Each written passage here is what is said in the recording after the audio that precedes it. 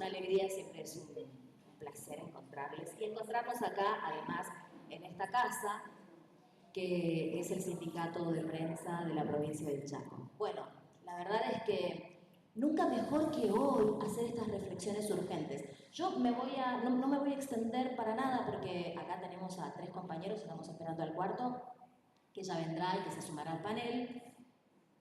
Compañeras y compañeros para llevar adelante esta exposición, que ellos van a contar con 10 minutos, poquito más, poquito menos, tienen su apoyatura, además porque son muy prolijos y muy buenos alumnos y alumnas, y después seguramente se va a abrir la palabra para que pueda circular y para que podamos discutir una serie de cuestiones.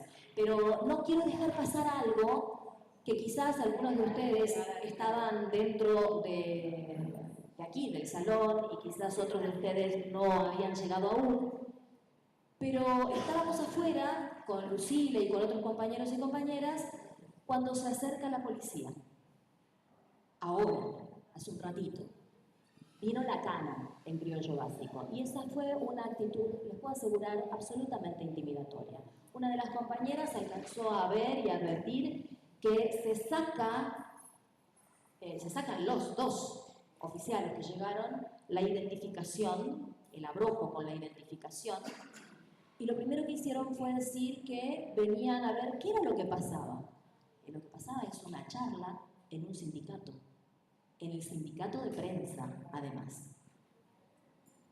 Bueno, la situación se puso bastante tensa porque no nos imaginamos que había que dar una explicación respecto de lo que aquí se iba a discutir en este espacio, en este salón, en esta tarde. Entonces, bueno, pidieron hablar con la responsable, Lucila se presentó, le pide los datos y como no era pertinente que ella entregase sus datos ni los datos de nadie, entonces les pedimos la presencia a José Murat, que es el compañero abogado además que tenemos y que, bueno, y que pudo resolver la situación. Pero es un acto de intimidación, definitivamente. Así que nunca, digo, nunca mejor que ahora, nunca mejor momento que ahora para realizar estas reflexiones, que de verdad son urgentes. Así que bueno, seguramente después charlaremos en otra instancia y en otros espacios sobre cuáles serán los caminos a seguir y a tomar, porque este tipo de actos intimidatorios no pueden verse... no podemos admitir que vuelvan a ocurrir y sobre todo no podemos soslayarlos, ¿no? Hay que ponerlos, hay que exponerlos, hay que visibilizarlos para tener actitudes y sobre todo tener reacciones, bueno, dentro del marco de la democracia, de la vida institucional.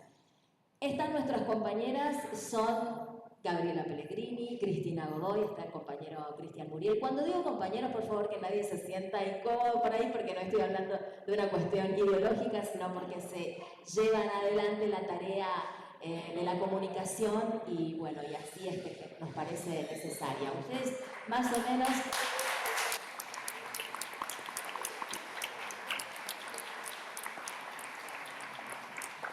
Habrán visto, habrán advertido, entonces, a través de redes también, de qué va nuestra charla, esta convocatoria del día de hoy, que va a arrancar Cristian Muriel, para exponer entonces un poco respecto de una cuestión que no es ingenua, las empresas periodísticas, entre otras cuestiones. Así que, Cristian, adelante, por favor. Hola a todos. Yo sí soy peronista. A mí cuando me dicen compañero, vino la cara. Si no se escucha bien, ¿no? Bien. Me anoté porque si no me voy al pasto y termino mal. Y quería arrancar por una anécdota, porque que no es la de recién. Mi mujer siempre me suele decir, vos a veces sos medio pelotudo. Y con un tono, ¿no? Como, sí, como de resignación. Les cuento la anécdota porque tiene que ver con esto. Por ahí me dice, un tipo inteligente, un tipo grande. El otro día estaba con mi peluquera y entra la hija, y le digo, qué flaca que estás. Dice, vos también. Rapidísimo. chica tenía 20 y pico de años, tuvo una bebé hermosa hace poco y está re flaca, es una modelo. Pero el tono y la velocidad con la que me respondió me llamó la atención. Entonces llego a casa y le digo a mi señora, le cuento, vos sabés que vino la hija. Le dije qué flaca que estabas. Y me dice mi mujer, vos sabés, sos medio pelotudo, ¿eh? No sé, se entiende. ¿Y por qué le digo? Algo había hecho mal, me di cuenta, pero ¿por qué le digo? Dice, no se habla de las cuerpas. Dijo los cuerpos, pero bueno, no, licencia poética. Digo, pero estaba muy bien que yo me dice, ¿con qué derecho vos te pones a hablar del cuerpo de alguien más? Convertirlo en un tema de conversación. ¿Por qué no hablas de auto? De las cosas, tienen que hablar de la gente. Si encima, cuando una chica de esa generación te escucha decir algo así, lo primero que piensa es que sos un viejo choto. Y tenía razón, y ahí me doy cuenta, caigo en la cuenta, me quería matar, o sea, quería llamarla a mi peluquera para que le pida perdón a la hija por lo que había dicho, pero ahí me doy cuenta de que estaba metiendo la pata, de que algo no estaba funcionando. Y me acordé de Jacques Derrida, no lo voy a pronunciar en francés, filósofo, por esta idea que tenemos, que solemos tener los hombres y muchas mujeres también de deconstruir, un término que en definitiva acuñó Derrida, una especie de traducción del concepto de Heidegger de destrucción, ¿cierto? Solo que Derrida no quiere disolver la filosofía. Derrida plantea, digamos, una crítica, una actitud crítica hacia la filosofía para poder entender sus límites, para encontrar sus límites. Y la deconstrucción es eso, porque cuando él se plantea que el principal problema de la filosofía para poder estudiar esta cuestión es que los términos de la filosofía están sedimentados en el lenguaje, hay que usar el propio lenguaje para explicar algo que está ahí. Entonces no se puede resignificar. Primero hay que, digamos, dessedimentar, ¿cierto?, del lenguaje arraigado este tipo de problemáticas. Y eso es un poco la deconstrucción desde la perspectiva de él, del filósofo. Y es un poco lo que me pasó con la hija de la peluquera, en mi idea un poco ingenua de pensar que estaba siendo educado, porque hubo un montón de cosas estructuras, digamos, que fui rompiendo. Pero el problema, y esto lo plantea Derrida, es que la deconstrucción no es un sistema, no es un método filosófico, es algo que ocurre nomás, se produce. Entonces, uno no la puede forzar. Son procesos que se dan y aparecen. Dicho esto, ¿y por qué les cuento esto? Primero porque así como me encontré descoyuntado en esa charla con la hija de la peluquera, con mi señor, pensaba, muchos años trabajé de periodista, y en la redacción del diario Chaco me leía, era el primero, no sé si anda por ahí Pame Soto, seguramente ella era la primera. No veo nada, estoy sin anteojos. Pero me devoraba todos los manuales de uso para abordar problemáticas sensibles a la cuestión de la comunicación, el suicidio, la revictimización, la violencia de género, etcétera, etcétera. Y fui dándome cuenta, mientras además me iba interiorizando en lo que era el mundo del periodismo, porque yo no venía del periodismo, me fui dando cuenta que había profundamente arraigado un discurso muy machirulo en el peronismo. El peronismo también. El mejor fallido que pude tener. En el peronismo vaya que lo haga. En el periodismo.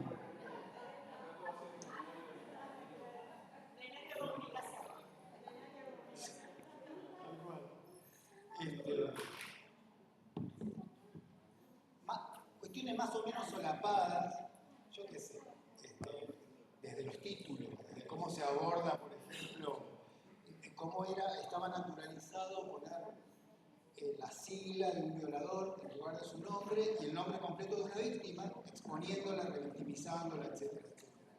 Y parecía que no había otra forma de decirlo, hubo que hacer un gran trabajo.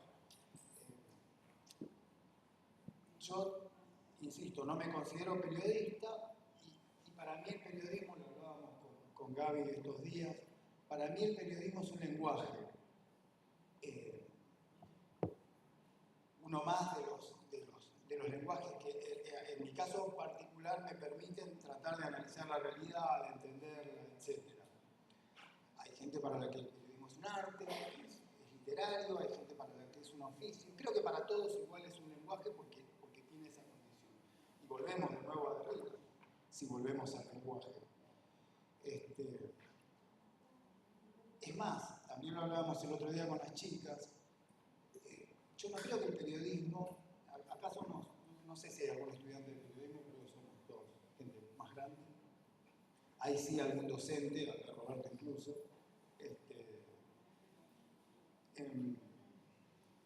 Para mí el periodismo no nace en el siglo XIX cuando se profesionaliza la actividad, porque si lo abordo como lenguaje, es anterior a la creación de la imprenta 1440, es anterior, qué sé yo, los juglares, la juglaría medieval comunicaba, el relato homérico es una forma también de contar la buena o la mala nueva. Eso se parece mucho al lenguaje periodístico. Y el periodismo y este lenguaje cambia con la sociedad, cambió siempre y estuvo siempre en crisis por eso, porque las sociedades van cambiando, son dinámicas y el periodismo que expresa a esas sociedades también cambia. Y a veces se queda y a veces avanza, pero siempre está en crisis. Es decir, si queremos asimilar, por ejemplo, la propaganda nazi a periodismo o el periodismo de la dictadura venal que justificaba los crímenes de lesa humanidad, que ocultaba, etcétera, etcétera, nos encontramos que son los mismos medios más importantes de la Argentina ahora, los que en ese momento hacían eso. Tiene sus luces y sombras la historia del periodismo, como la historia de la sociedad en la que se expresa. Y ahora,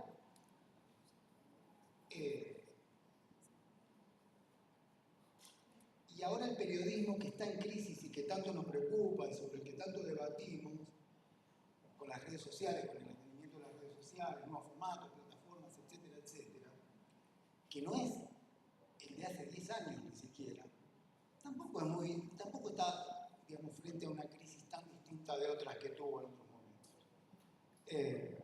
Es sí nueva, novedosa, pero no me parece que el problema sea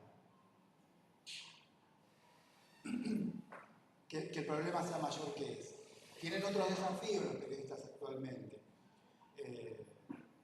Compiten con millones de personas que utilizan las mismas fuentes para informar, para desinformar, compiten en las redes con un montón de gente, con medios, con todo esto muy caótico. Como heraldos de la verdad compiten con las fake news y tienen la misma autoridad que cualquier pelagatos o que la persona más formada, porque las redes horizontalizan, ¿no? y para abajo. También creo que, sobre todo para los chicos más jóvenes, que capaz ahora están estudiando periodismo, se están recibiendo y que son casi nativos digitales, que para ellos esta es una conversación medio de modelo. Pero no, porque si están estudiando periodismo lo están haciendo con contenidos curriculares del siglo XIX. Es prehistórico. No están estudiando contenido del futuro. Y es más, los pibes y pibas que creen que la van a romper siendo streamers, influencers, etc., también se equivocan. No existe eso. Yo conozco acá en la provincia, lo escribí el otro día, y que me perdone si hay algún otro streamer famoso, si hay alguien que realmente la pegó y que está viviendo de las redes, es José Viñuela, un periodista entre miles de periodistas que hay en el Chaco. En sostiene que es por la calidad de sus contenidos. Yo tengo mi posición, no coincido, creo que algunos de sus contenidos fueron más valiosos que otros, pero además por una cuestión estadística, José la pegó con su proyecto retrofuturista, como decíamos el otro día, de ciberperiodismo, parece una cosa pensada en los años 50, la pegó.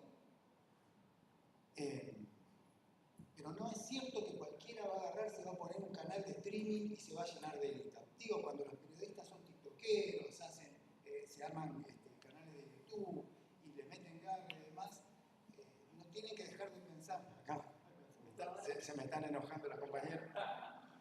No, estamos todos entendemos que las herramientas son esas, lo que no significa que compremos las herramientas del éxito, esta cuestión meramente capitalista, que nos hace pensar que si nos ajustamos a ciertas pautas vamos a hacer las cosas bien. Y tampoco tener la ingenuidad de pensar que si tenemos muy buenos contenidos, vamos a triunfar.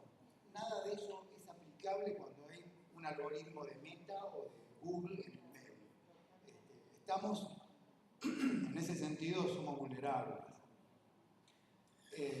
Dicho esto, voy a ir redondeando, no crean que voy a estar 3 horas hablando.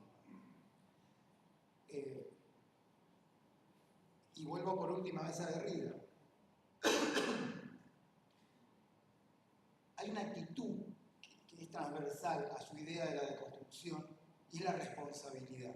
Y cualquiera que haya leído a Sartre y demás sabe, recuerda lo que es más que el compromiso, más que la responsabilidad. Buenísimo. Bueno, cualquier cosa me revolean con algo y dicen no hables al pedo. Yo estoy sanoteando porque pensé que eran todos periodistas, que nadie, no sabemos nada. Bueno, cualquiera que haya leído a Sartre y toda esa escuela de la literatura como compromiso y no como evasión, va a entender mejor también esta postura de Derrida del compromiso ante la discusión filosófica o ante cualquier desafío que uno tenga. En el caso del periodismo, el compromiso está por encima de todo lo demás, porque ahí aparece la ética. Y entonces, por ahí en un momento de crisis el periodista la pega o no, sale mejor o peor parado, se enfrenta a mayores desafíos, por ahí lo corre la instantaneidad o una en el newsfeed de Facebook, por ahí que aparece una frase de Borges que Borges nunca escribió, después una publicidad, ¿no?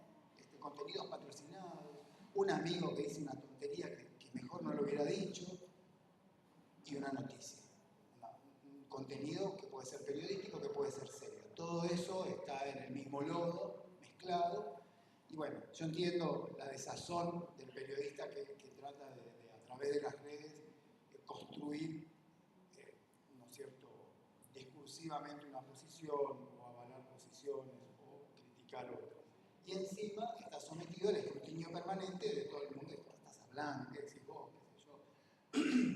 A Roberto lo vuelven loco cada vez que publica algo. Tiene ahí un puñado de haters que lo persiguen a sol y a sombra en todos los posteos. Y no podemos hablar, digo, hasta ahí llega el periodista, que por ahí se anima al streaming, a intentar en las redes, pero no pocas veces tiene que caer en el mercado laboral y tiene que ir a trabajar en una empresa periodística. Y este era el tema central de lo que yo quería contarles o charlar con ustedes. ¿Qué son las empresas periodísticas? No, el tema central viene después, pero este sería el segundo central. El segundo central de la izquierda. Paulo Díaz. Las empresas periodísticas chaqueñas son una falacia, son una chantada. ¿Por qué digo esto? Con todo respeto acá a la gente que pueda ser por ahí empresario, porque la lógica en la cual prosperaron es por lo menos gris. Hace 25 años, si no más, que las empresas periodísticas chaqueñas viven del Estado. Son empresas sponsoreadas por el Estado. Hoy los medios más grandes, yo diría que si no el 100%, el 98% de los fondos que reciben, de los recursos que reciben, son del Estado. Hay un empresario muy importante, que todos ustedes lo conocen, que no voy a nombrar, que le decía, ahí llega de nuevo la policía, que le decía al dueño de un medio muy importante, que tampoco voy a nombrar, ustedes son planeros jerarquizados, le decía. Tenía razón. También había hecho sus negocios con el Estado, hizo toda la vida negocios con el Estado, pero tenía razón en lo que le decía a este dueño de un gran medio provincial. Construyeron su riqueza así, recibiendo fondos públicos. A medida que se iba achicando el mercado, el sector privado, se iba agrandando la pauta publicitaria oficial, que está, ahora ya voy a llegar a eso. Pero es interesante, es lo que me parece que por ahí está fuera del debate, siempre está fuera del debate. Cuando fue la guerra con Clarín, el gobierno de Kirchner, quizá la reacción más violenta de Clarín, precisamente, y de otros medios, La Nación, etc., tenía que ver con que los expusieron, con que se vieron los hilos con los cuales ellos actuaban como actores sociales, políticos y demás. Como decía el Chacho Galolaki, que yo siempre me acuerdo, decía, este diario ataca como partido político y se defiende con la libertad de prensa, decía Galolaki. Tiene razón.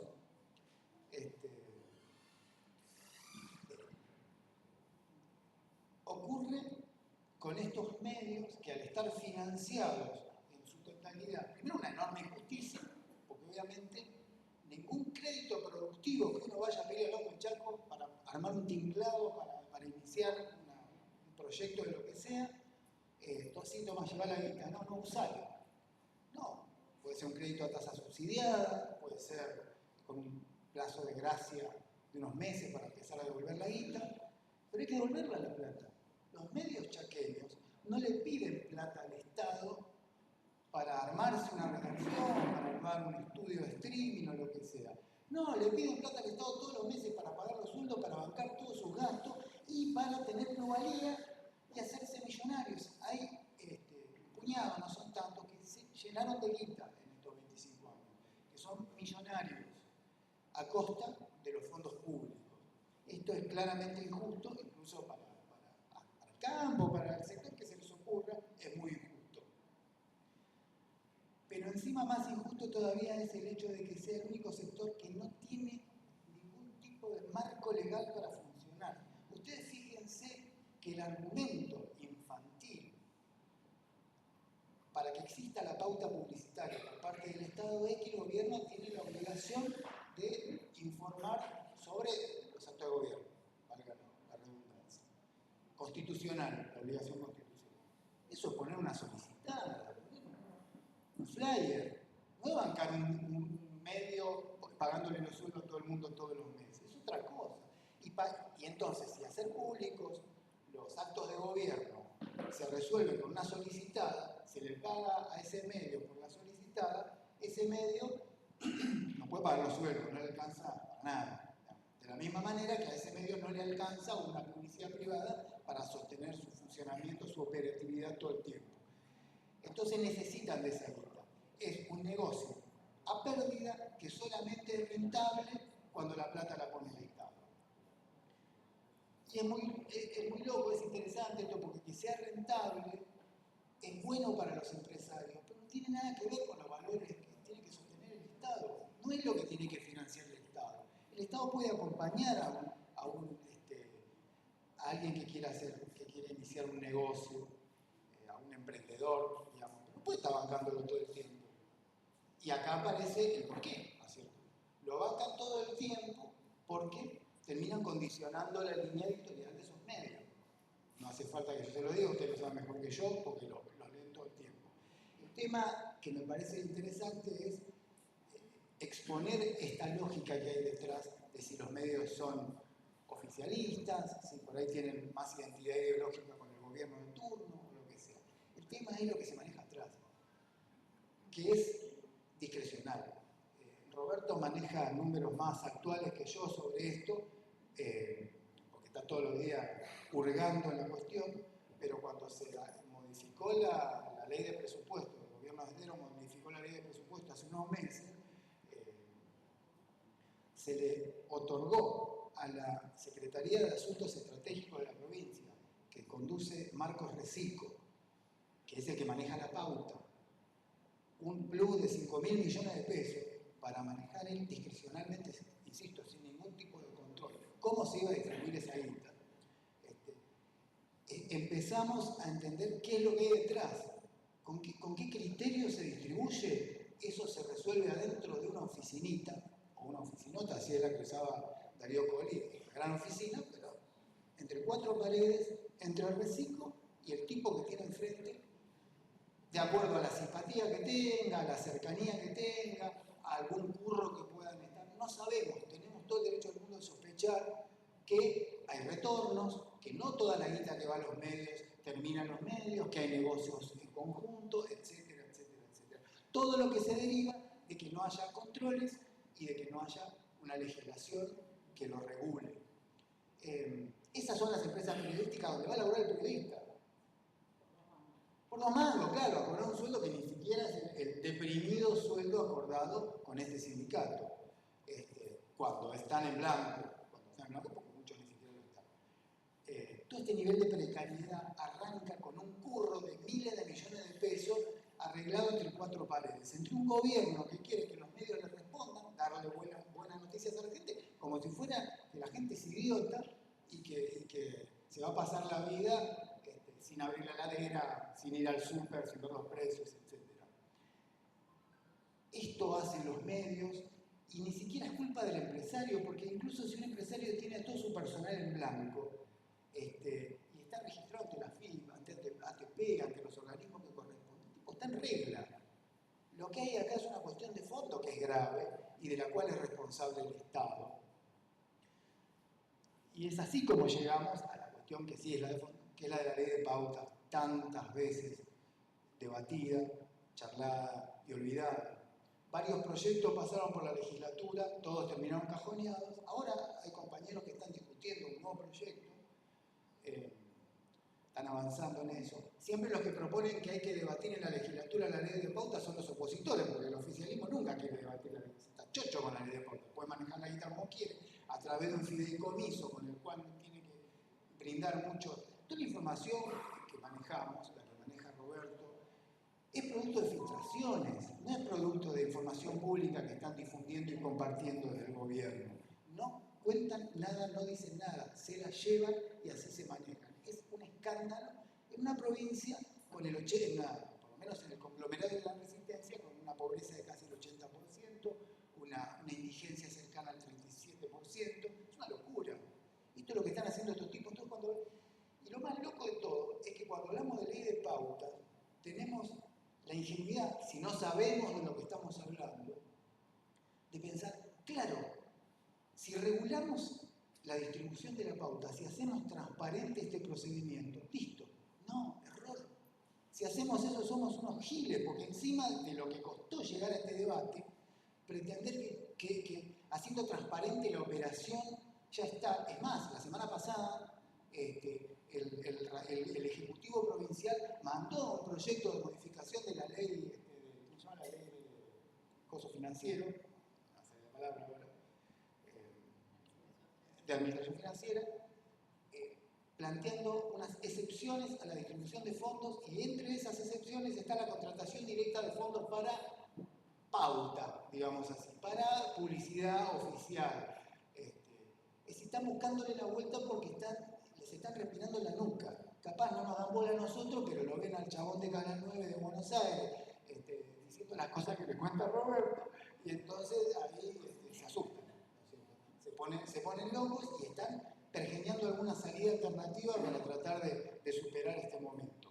Lo que están haciendo es gravísimo, y la ley de pauta, así nomás, si solamente se limitara a hacer transparente la distribución de esos fondos, no resuelve. Sería el artículo 1 de la ley, yo que sé qué artículo. Lo primero que hay que definir es qué es la pauta, porque como decía antes, no es la difusión de los actos de gobierno, no existe eso.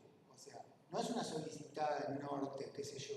eso sí, es pauta, pero bueno, es otra cosa. No, están bancando, están sponsorizando empresas con un criterio absolutamente extraño a los principios y a los valores constitucionales, porque están bancando la rentabilidad del sector privado todos los días poniendo plata al sector público, cosa que no hacen con ningún sector, salvo que haya una ley de emergencia y a lo sumo les condonen alguna deuda por una sequía o por una inundación. Pero no hacen eso, no están bancando todo el tiempo a todos los sectores. Sí lo hacen con la prensa, y particularmente con la prensa adicta. Esto es gravísimo. Y nos lleva a esta última cuestión, que es, cuando es el Estado el que interviene en esta cuestión, en estas operaciones, olvidémonos de la rentabilidad. El Estado no tiene que hablar de rentabilidad porque el Estado no está ahí para ganar guita. El Estado lo que tiene que hacer es estar a la altura de los tratados internacionales con jerarquía constitucional a los que adhiere también nuestra Carta Magna. Es decir, el Estado tiene que abogar por la libertad de prensa, por los derechos civiles, y estas cuestiones no se las garantizan los medios que le están publicando sus gacetillas y que están armando un cerco mediático y que están además ignorando otro tipo de problemáticas que se dan, no dándole bolilla a la gente a la oposición, etcétera, mil cosas. Digo, entonces no es por ahí, evidentemente hay que discutir más que una ley de pautas, más que la distribución, hay que discutir qué son los medios, de verdad, qué son los medios, y a qué hay que volver a una ley de medios, gente, de eso se trata.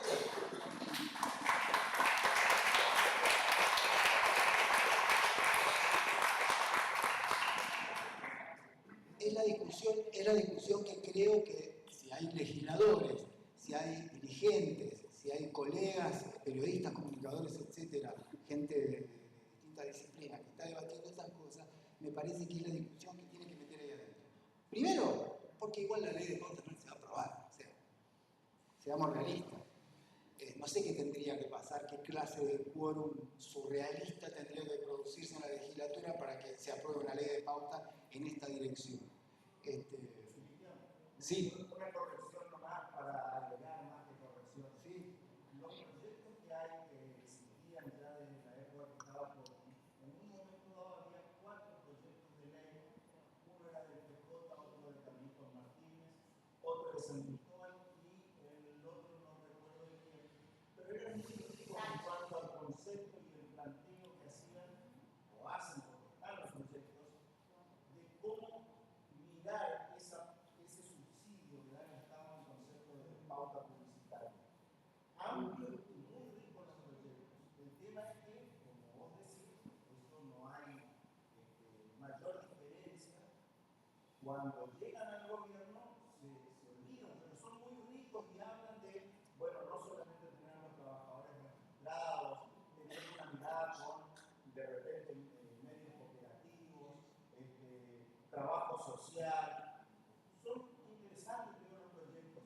El debate está bueno que se lo vuelva a surgir en algún momento y podamos discutirlo y ver si se puede mejorar eso que hay, pero que no sé si cumplir nada más. Eso te quería decir a un parrafito, son ricos en contenido y se lo puede mejor consumar. Sí, Seba, estoy al tanto, aparte conozco el proyecto de Carlos Martínez, te imaginarás, así que sí, no tengo duda. Era uno de los más interesantes. Sí, no, tampoco estamos por inventar el agujero del mate a esta altura, o sea, está todo ahí y simplemente tenemos que volver a dar estos debates.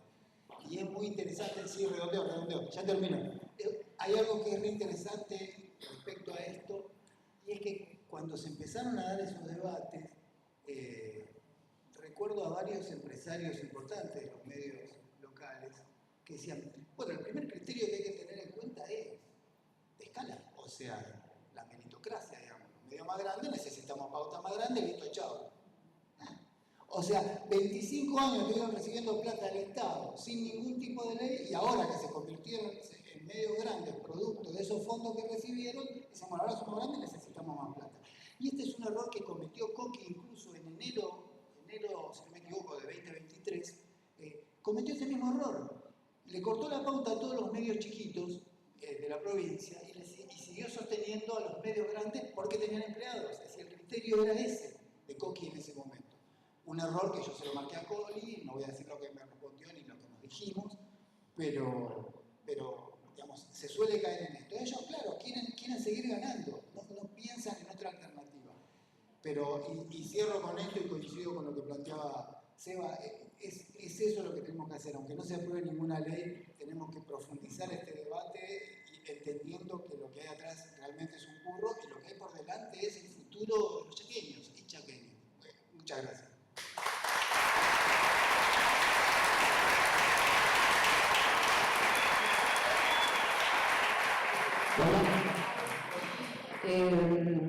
Me parece que ahora, después de Cristian, quedamos 3 personas que hace no mucho nos despidieron de los medios públicos. Entonces me parece que hay que mencionar eso, porque me parece que hay que contarles a ustedes desde dónde vamos a hablar. Yo soy Cristina Godoy, tengo más de 30 años como trabajadora de prensa en medios privados de Resistencia y de Corrientes.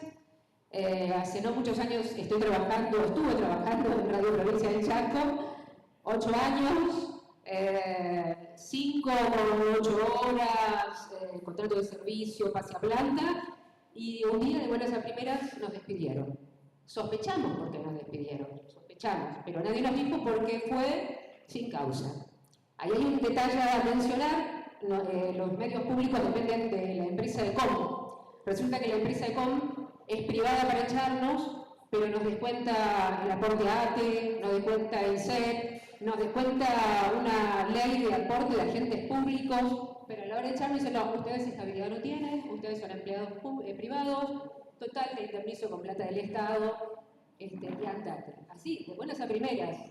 Yo me enteré por un grupo de WhatsApp, estaba ahí, venite a Recursos Humanos, chau. ¿No? Y ya sé, seguramente se habrá dicho de nosotros que éramos ñoquis, porque vos escuchás, vos le comentás a otras personas y te dicen, ah, sí, están limpiando, están echando los ñoquis. Malas noticias para quienes piensan eso. Por supuesto, somos nosotros los que alegamos, pero nosotros trabajábamos, yo trabajaba al aire, así que es bastante fácil comprobar que sí trabajaba. Y hay personas que entran por la ventana, que entraron a los hijos y demás, siguen estando ahí. Nos fuimos nosotros 3 de la radio, por ejemplo, bastante más de Chaco TV, y entraron 2 jerárquicos, o sea, nos robaron el trabajo, digamos, ¿no? Váyanse ustedes y nos ponemos acá. Pero digo, venimos de también trabajar en medios privados, así que conocemos lo que es el trabajo en medios privados, no es que, yo que se engancharon al Estado, Sí, ya tengo 55 años, pensé, bueno, seguramente me voy a jubilar acá, porque como decía Cristian, el mercado para trabajar es muy malo, ¿no? Como decía Cristian, hay un grupito de medios, a lo largo de todos estos 30 años fue cambiando, quienes recibían más, menos pauta, ya más o menos todos saben quiénes son los que reciben la gran pauta, y bueno, para enriquecerse, porque nunca pagan bien a los trabajadores, nunca, ¿no? Lo que decía el Seba, este acuerdo que alguna vez se hizo, decir, bueno, que el gobierno pague en pauta, pero a cambio que por lo menos los trabajadores los tenga en blanco, les pague bien, nunca se cumplió, ¿no? Entonces, un poco eso me parecía, antes de hablar de otros aspectos de la comunicación, porque me parece que eso, que ustedes tienen que saber desde qué lugar hablamos nosotros, ¿no? Sí, compañera.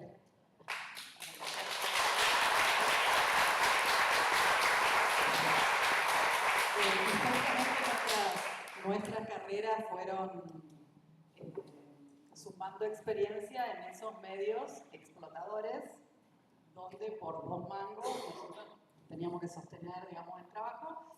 Por fin habíamos llegado a tener sueldos dignos y nos echaron, así decirlo. Pero en definitiva, seguramente va a ir surgiendo este tema. Queríamos arrancar porque... ¿Puedo diferir en algo con Cristina? Yo sí sé por qué nos echaron. La verdad, yo sí estoy convencido, de hecho yo estoy en juicio, porque afecta a la libertad de expresión. A mí me lo dijo muy clarito un diputado provincial, Carlos Salón. Es más, yo lo publiqué en el Día del Periodista, el agasajo que hizo el gobierno de Andrés Dero a los periodistas. Yo fui igual, obviamente no estaba invitado, pero opté por ir. Me cruzo con Carlos Salón, a modo de chanza le digo, Carlos, ¿le parece a usted? Su gobierno, su partido, me echó como me echó de los medios públicos. La respuesta de Carlos Salón fue el motivo por el cual me echaron. Roberto, tenés que entender que perdiste. Perdimos. Perdimos. Para ellos, perdimos. Para ellos, nosotros somos la oposición, el oficialismo anterior. Por eso nos echaron. Por eso nos echaron. Por peronistas o por estar identificados con el gobierno anterior. Nos echaron por eso. Yo creo que hay que hablar directamente, sin eufemismos, y decir las cosas como son, ¿no? Acá no hay sospechas. Para mí hay realidades. Nos echaron por esto. Marcos Recico, la única vez que lo pude más o menos interpelar, me dice: Roberto, yo no te conocía. Y después me dice: una vez que te echaron, empecé a conocer tu trayectoria política. Le digo: ¿qué política? Trayectoria periodística, en todo caso. Claro, para él, yo tenía trayectoria política. Y después, la única vez que pude carearlo al gobernador Leandro Esdero un poco mano a mano, le hago una pregunta por los 130 millones de pesos que gastó en la cabalgata de la ferrocista. La respuesta instantánea, rápida de Esdero es: eso lo pensás vos por tu militancia política. Otra vez, la ligazón política a la hora de responder. Yo creo que ahí me estaban respondiendo por qué nos habían echado. ¿No? Nos echaron por esto. Solamente eso.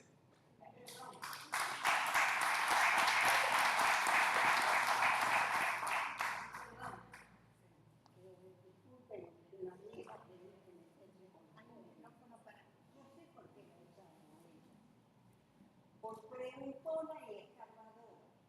Pero seguro.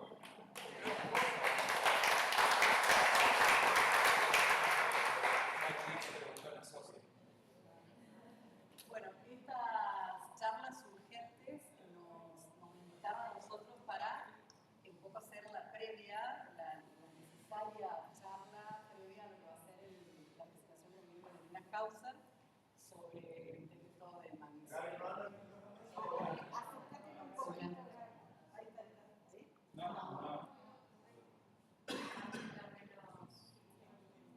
Hola. Un poco de cara a lo que va a ser la presentación de ese libro, me pidieron que haga un preludio de cómo es que se instala esa realidad que nos sorprendió aquel 1 de septiembre del 2022, cuando un poquito después, un poquito antes de las 9 de la noche, nos enterábamos que había un tipo que había gatillado 2 veces en la cara de la vicepresidenta Cristina Fernández, y que era como increíble, ¿no? En ese momento era como algo que parecía que no podía estar pasando. Sabac Montiel fue detenido inmediatamente, luego los próximos días los cómplices, Brenda Uriarte, Nicolás Carrizo. Hay una jueza que está investigando la cuestión de quienes llevaron a la práctica. No se discute todavía, de hecho la justicia no mostró intenciones firmes de investigar las conexiones políticas y también el financiamiento de estas personas. Pero bueno, ese va a ser seguramente un tema a desarrollar cuando esté por aquí Irina, que es la que viene investigando esto. No sé si ustedes recuerdan lo que estaban haciendo esa noche, pero para mí fue un caso, ¿se acuerdan? Bueno, lo que hicimos fue todos ir a la tele y a las redes, ¿no? Ahí, porque y además hacíamos zapping, a ver cómo lo trataba TN, a ver cómo lo trataba, no sé, C5N, y te parece, o no les da la sensación que todavía seguimos esperando la verdad de lo que pasó, ¿no? Hay un juicio y hay otras causas que están ahí como paralelas, pero hay ahí los días subsiguientes, de hecho, se siguieron diciendo cosas, se dijo de todo, hasta se llegó a especular con que no haya sido el entorno kirchnerista que haya generado ese escenario un poco para victimizar, como si no estaba ya siendo víctima la vicepresidenta Cristina Fernández de lo que estaba pasando en los medios de comunicación, de lo que se veía. Cuando veíamos esa imagen era raro, era muy loco verlo y era como increíble. Apostaría incluso a que todavía hay gente que duda de si eso haya sido verdad o fue un escenario montado, que fue increíble. Pero sí surgen muchos interrogantes, por lo menos a mí, y los planteo aquí, y estaría buenísimo que haya un ida y vuelta, que nos cuestionen, que sumen más respuestas si las tienen. ¿Cómo pudo la violencia ejecutarse en su máxima expresión y nosotros apenas tambalear? A mí me dio esa sensación. No hubo una defensa, sea del partido que fuera Cristina Fernández, ¿no? Era una vicepresidenta de nuestro país y hubo así como un asombro, pero hubo defensa de los partidarios. No hubo mucho fervor, o por lo menos no el que yo me imaginaba. ¿Qué tramas se venían tejiendo en los medios para hacer que este hecho totalmente deleznable, repudiable, haya sido un acontecimiento que parecía hasta lógico? Esto tenía que pasar porque si estaba siendo atacada de todos lados, ¿por qué no alguien iba a ejecutar aquel odio que se iba sembrando, ¿no? Ni siquiera los organismos de seguridad propios del oficialismo en ese entonces habían notado, y parece que el partido tampoco, el partido político de Cristina. En los medios la derecha reproducía expresiones violentas todo el tiempo. ¿Cuántas tapas, digamos, le dedicó la revista Noticias siendo presidenta, siendo candidata, incluso siendo senadora? ¿Es posible acostumbrarnos a la violencia simbólica? Que ponemos este ejemplo porque es como muy crudo, ¿no? Pero es posible acostumbrarnos. ¿Puede pasar desapercibida producto de tanta repetición? Así funcionan los medios. La violencia por motivos de género no conoce de fronteras ni de territorios y permea todo, todo. También las caricaturas, porque esto suponía ser humor o pretendía ser humor, ¿no? Y voy a citar a la secretaria de Género de la Facultad de Comunicación de una de las universidades más importantes del país en materia de producir buenos periodistas, que es la Universidad de La Plata, la UNLP. Ella hizo un análisis sobre estas tapas y en un fragmento me parece que resume bastante de un artículo muy interesante que lo pueden buscar, pero dijo: no se es menos misógino por hacer comedia o por ser dibujante, porque por ahí va el argumento de estas tapas. Hay política en cada decisión y parece que Fontevecchia, es preciso nombrar a los violentos, cree estar ante lectores y lectoras poco informadas o que pueden confundir sátira con violencia de género como si fueran cosas incompatibles. Me pareció muy interesante citar esto porque es un resumen, bueno, copado. Hoy decía Cristian el tema de los lenguajes y cómo, bueno, la filosofía tiene el suyo, el periodismo también, y bueno, nosotras decidimos hacer como en tándem, y pensaba, tiene un poco que ver a lo mejor con el feminismo, ¿no? Esto de entender que apoyándonos en red funcionamos mucho mejor que de manera individual, ¿no? Esta situación de conversar con ustedes por ahí nos generaba cierto estrés y pensábamos y hablábamos con ella y decíamos cómo las mujeres todavía nos es mucho más cómodo el espacio privado que el espacio público. Entonces cuando nos convocan para los espacios públicos, dudamos, nos ponemos nerviosas, delegamos. ¿Qué nos pasa a la hora de hacer consultas a fuentes de mujeres? Es decir, bueno, vamos a hablar con una investigadora, vamos a hablar así, de diferentes ámbitos. Las mujeres dicen: ay, no, yo no estoy suficientemente preparada, decile a Martina, a Pedro, a Juan. Y Juan, vos sabés que Juan zanatea y Juan sale. ¿Sale por qué? Porque el espacio público le es amable. Si sale y zanatea, dice: qué simpático Juan. En cambio, si sale María, dice: oh, María no sabe nada, qué bárbara María, ¿cómo salió a hablar si no sabía nada? Y decíamos con ella, bueno, no está muy de acuerdo María, con el compromiso que implica esto, decir, salir a lo público en un momento político en el cual el discurso es la violencia de género no existe, las políticas de género no importan, ¿no? Pues sí, bueno, pero no importa, son cosas que se dicen nomás. No, sí, re importa, ¿no? ¿Qué pasa en los medios de comunicación, por ejemplo? En los medios que nosotros estábamos, en los medios públicos, en los cuales, bueno, no solamente era no hablen con les, sino los temas de violencia de género se dejaron de tocar. Ella era editora de género de Chaco TV y la persona que estaba a cargo de Conchaco, que dicen que renunció. Que bueno, le dijo en la primera reunión, que era muy violenta: si fuera por mí, si ella ni existiría, no sirve para nada. Dijo delante de toda una asamblea de compañeros. ¿Qué pasa? Se deja de hablar de estos temas y entonces en los medios de comunicación no hablamos.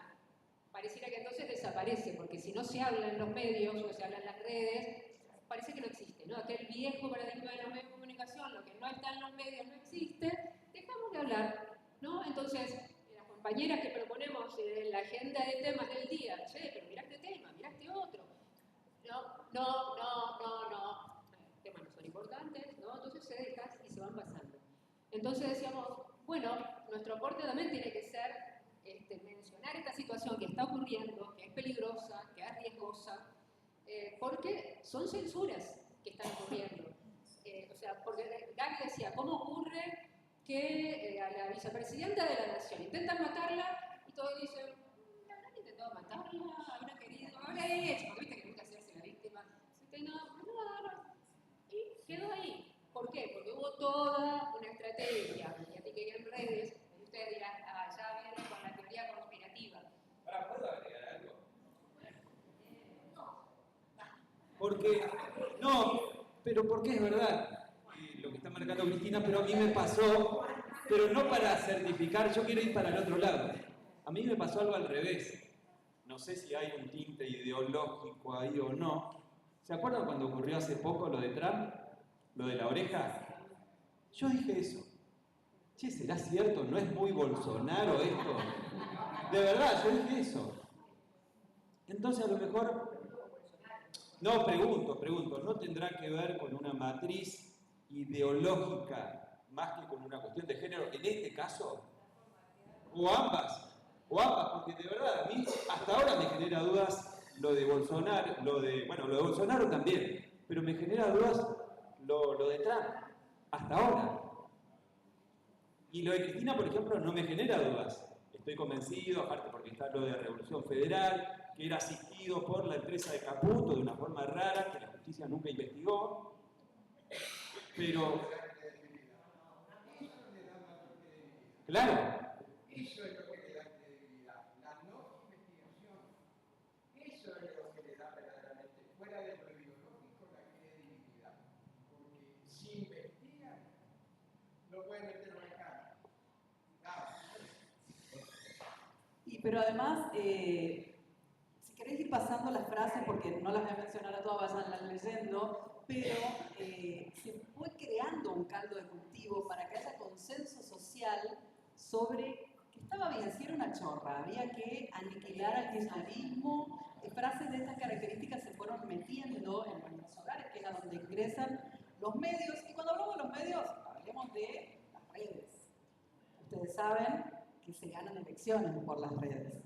Entonces, y encima te da la sensación de que cómo alguien se va a meter en tu teléfono si te pertenece. Y hablando de redes, la red social X es una de las que más violencia destila. ¿Por qué?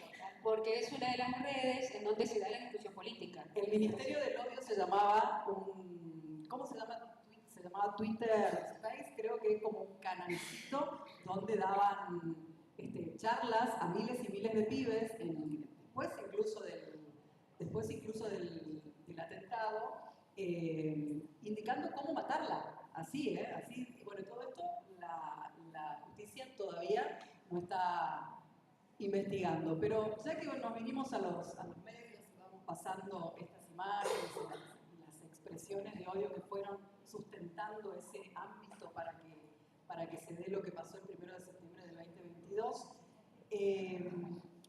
venir a los medios públicos de la provincia es pensar que en apenas estos 9 meses de la asunción de la nueva gestión, no solo eliminaron lo que hicieron inmediatamente al asumir, eliminaron Agencia Foco, dejando sin trabajo a 15 trabajadores y también sin una fuente, ¿no? Una fuente más de comunicación, sino que, y atención con esto, en nombre de la democratización de la información, han entregado la programación a empresarios de la comunicación como son Julio Guasman a la mañana y Marcelo Rubiolo a la tarde.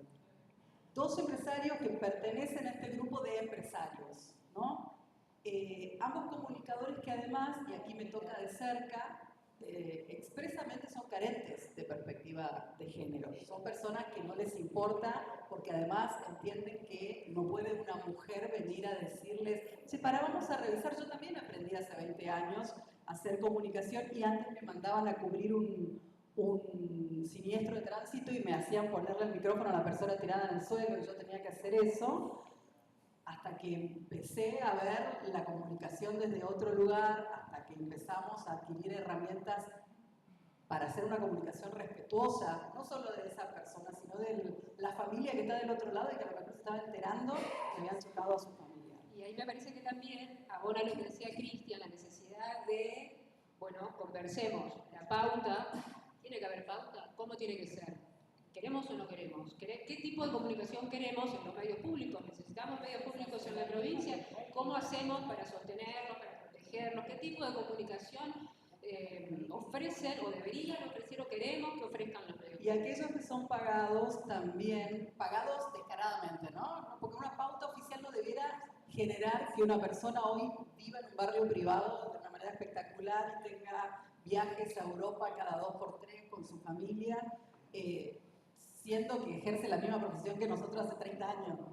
O sea, no debiera suceder y pasa. Entonces, nada nace de un repollo, como decíamos, así como se siembra el odio y demás, hay operadores que generan un caldo de cultivo para que después una persona diga, no, sí, están limpiando porque están echando ñoqui, ¿no?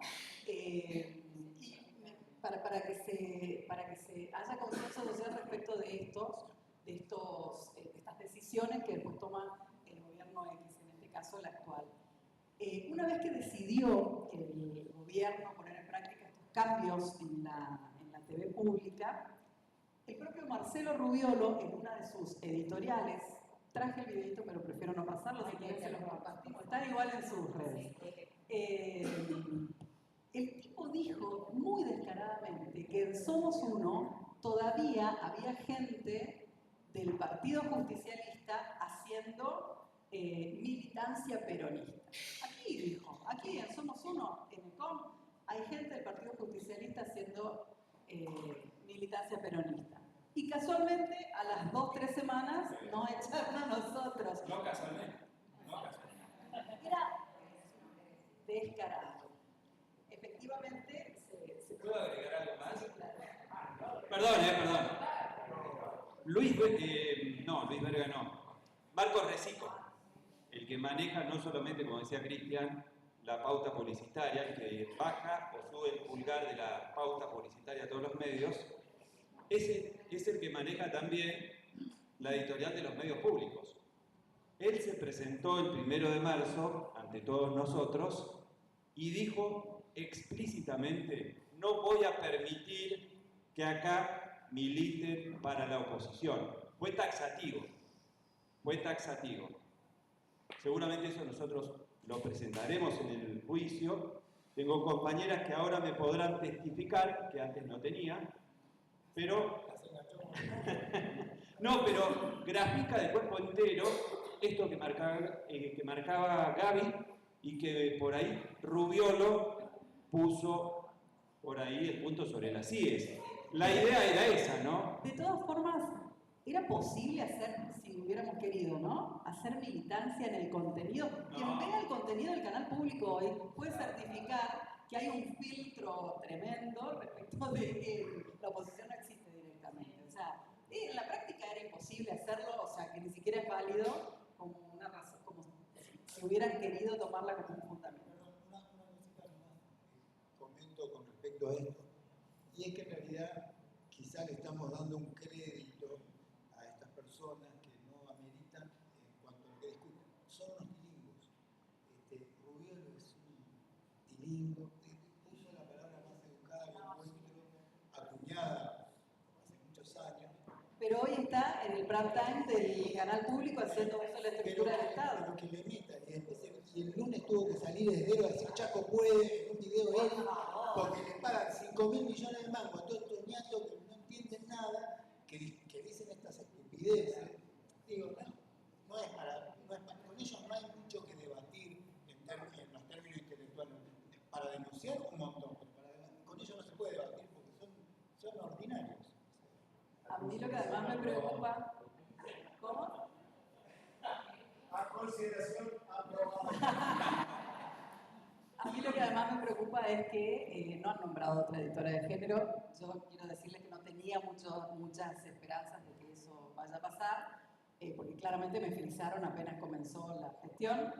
Y esto quiere decir que cuando Julio o Marcelo a la mañana o a la tarde sacaban un contenido que estaba revictimizando a una persona que había sido violada y que la sacaban al aire hablando de eso, revictimizándola, o que exponían la fotografía de un niño que estuvo perdido y una vez que le dijimos ya está, ya apareció, no la pongas más, la sostenía igual. Yo podía dar mi sugerencia y decir, che, mira esto, ¿no? Un día tuve un planteo con el director y le dije que, aunque sea, que tema a la asesoría de menores de las cartas de documentos que nos iban a llegar, porque era lo que meramente correspondía, y que por eso que se lo dé como argumento al tipo para que por lo menos saque la foto de la criatura del aire. Pero digo, no hay manera de ahí adentro de manejar el contenido, ni siquiera con un criterio de perspectiva de derecho, mucho menos militancia política. Finalmente sacó con esto, con lo de la justicia. Bueno, no sé si te parece, yo traje un... Ah, perdón.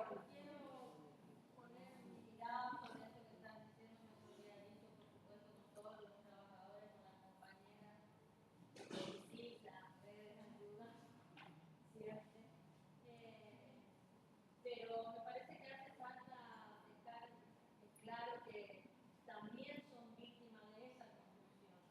Esa construcción es un enemigo al que se odia y no merece nada. No merece trabajo, no merece justicia, no merece voz. De hecho, son todos hombres. No son al aire, nuestros compañeros que hace tiempo están trabajando ahí, casi no tienen participación, están, ¿cómo es cuando se les quita tareas? Desfuncionalizados. Tememos de que sean próximos despedidos y lo que están generando o lo que quieren generar estos empresarios es tener gente explotada, porque nos despiden a quienes estábamos teniendo sueldos dignos. Cuando les digo dignos, es dignos, no nos estábamos llenando de plata, dignos, nada más, para tomar a chicas y chicos por 200 o 300 mil pesos. Entonces vuelven a explotar, dejan a esos trabajadores, no sé qué acuerdos hay detrás, la verdad que estaría bueno investigar, por ahí desde la Cámara de Diputados se puede hacer o de algún organismo que se interese en investigar qué hay detrás, por qué quieren precarizar aún más a los trabajadores, en este caso de los medios públicos. Maxificar ganancias.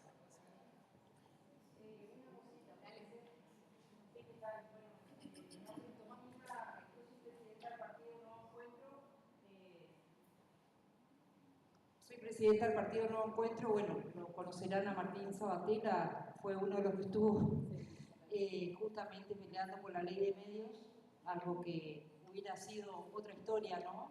Seguramente en la vida de los pueblos, pero lo que quiero nada más es plantear que nos trae esta noche acá no solamente la solidaridad, la coherencia de lo que ustedes están planteando, sino también una de las pocas personas en la Argentina que se ha enfrentado a las corporaciones, donde lógicamente están enquistados los medios, pocos medios periodísticos que concentran el poder, independientemente del partido político que gobierna en sí, porque todos se prestan a ese esquema, partido político que sea y organización política que fuera, ¿sí? Porque es así. Pero hay una persona en la Argentina, ¿sí?, que se ha enfrentado a todas esas corporaciones, y justamente Cristina Fernández de Kirchner, ¿sí? Y ella es la persona que de alguna manera viene a dar cuenta de estas situaciones tan injustas, donde a lo mejor en otros partidos han permitido todas las voces, todas, pero en este esquema actual peligra la democracia, ¿sí? Y esto creo que es una de las cuestiones más graves que de alguna forma atentan a nuestra vida y a nuestro futuro. Así que solidarizarme con ustedes, creo que somos muchas las organizaciones, muchos los partidos, muchos los colectivos que podemos estar junto a ustedes, no en su situación personal, sino en la situación situación de vida que están sufriendo muchos chaqueños, chaqueñas y argentinos y argentinas en este momento. Muchas gracias.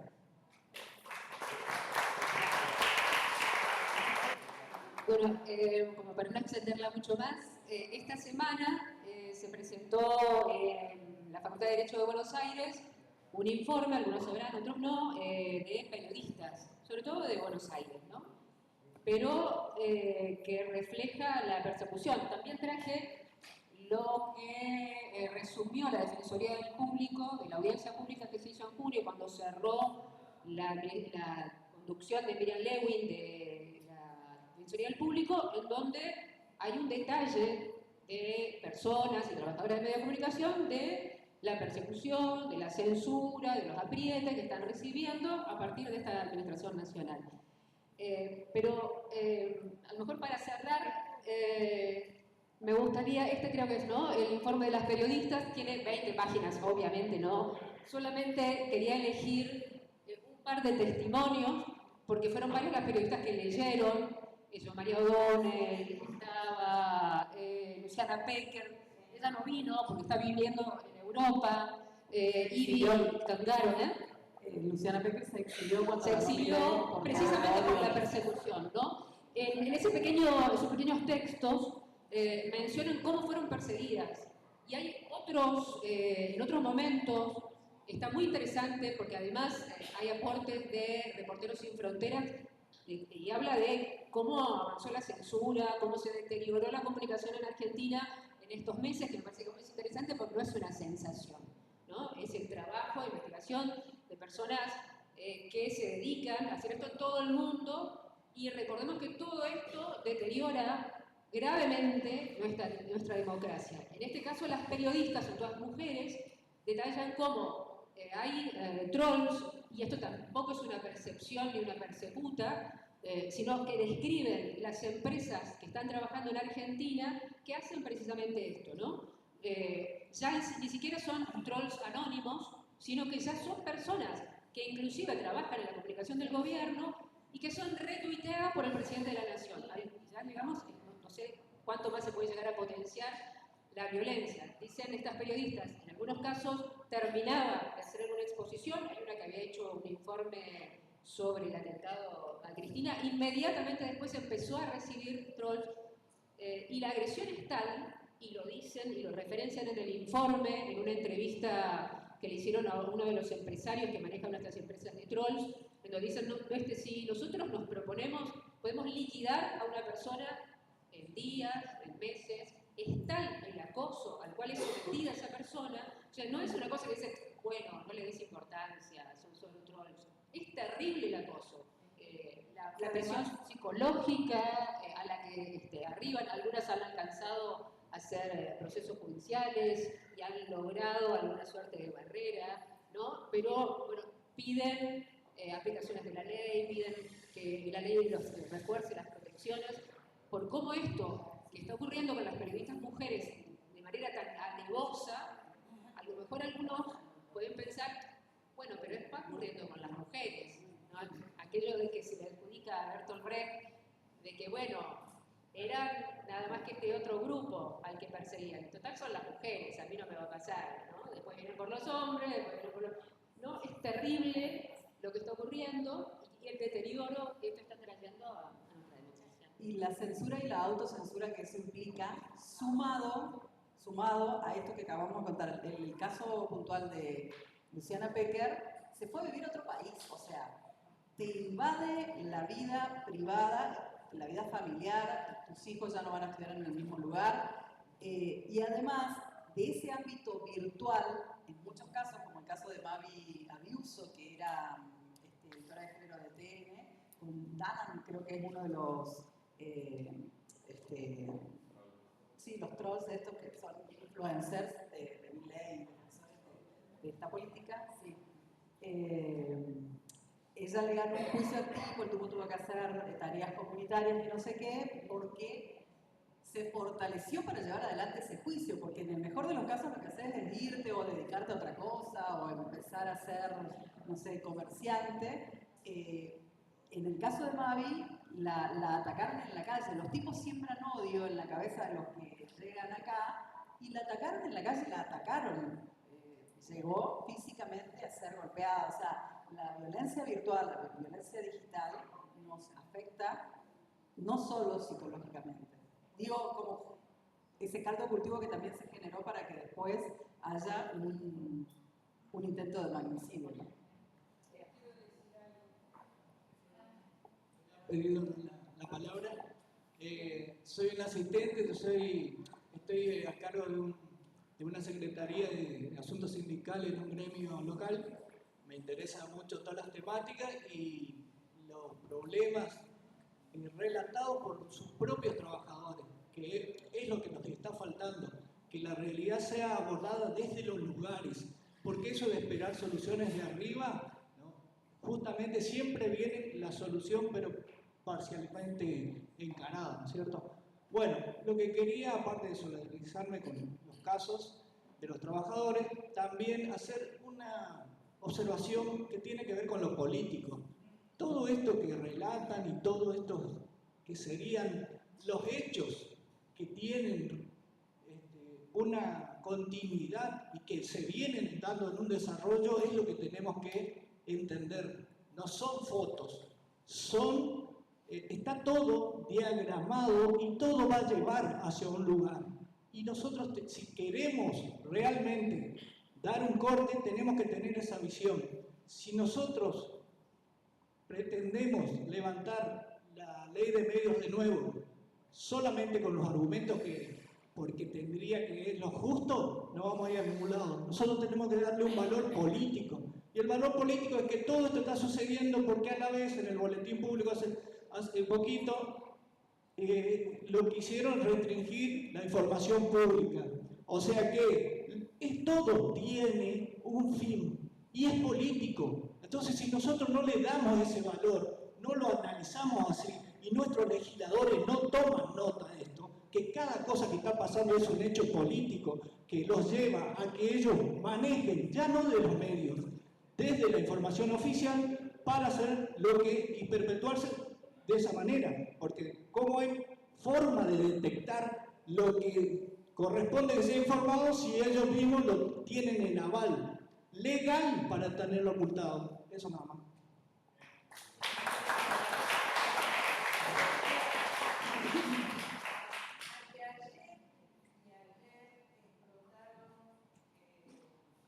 Radios y explotaron localizadores en el Líbano, ¿no? Y mataron a un montón de gente, hirieron a otro montón.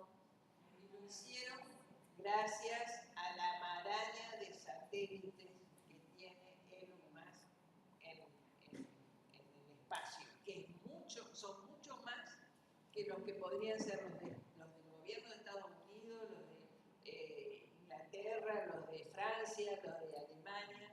Es decir, que realmente ese nivel de concentración junto a todo el tema de la inteligencia artificial trabajando, a mí me hace pensar realmente para dónde disparar en todo esto, ¿no? Porque lo que pasa en Argentina es parte de todo un proyecto neoliberal, digamos, de dominación, donde están metidos el grupo Bilderberg y demás, pero realmente aterrizando, ¿no?, en las ramificaciones que tiene nuestro país, lo de Cristina no es casual, es parte de ese mismo proyecto, no es algo que incomoda mucho, digamos, al futuro del país, porque la referente que más la piensa, digamos, y realmente aterrizando en el territorio provincial es nada más ni nada menos que el émulo de un gobierno nacional que es impresentable, que nos está destruyendo como país, ¿no? Es decir, que esto es la copia fiel, chiquitita, y es en la que estamos nosotros padeciendo acá en la provincia, de algo que tiene ramificaciones muy grandes. Entonces, yo todo este tiempo estaba de pensar para pueblo, a la comunidad, ¿no es cierto? Porque por ahí tenemos que ir. Y es trabajar en desarrollar pensamiento crítico, enseñar a pensar. Esa es la forma, la única forma que tenemos para contrarrestar cualquier terrible situación que se nos viene con todo este proyecto. ¿Y esa creación de sentido, ustedes creen que hoy los medios públicos chaqueños Un segundo. Les pido por favor que no nos dispersemos, que las chicas cierren, todavía falta que exponga Roberto y después volvemos al compañero que quiere opinar. Por supuesto que vamos con la palabra, pero no nos desordenemos para poder cerrar todo. Bueno, a eso iba, o sea, vamos a buscar primero me voy a montar en el pensamiento del compañero que planteó y después de lo que dice Cristina. Acá el diagnóstico que te da Roberto es ideológico. Perdimos.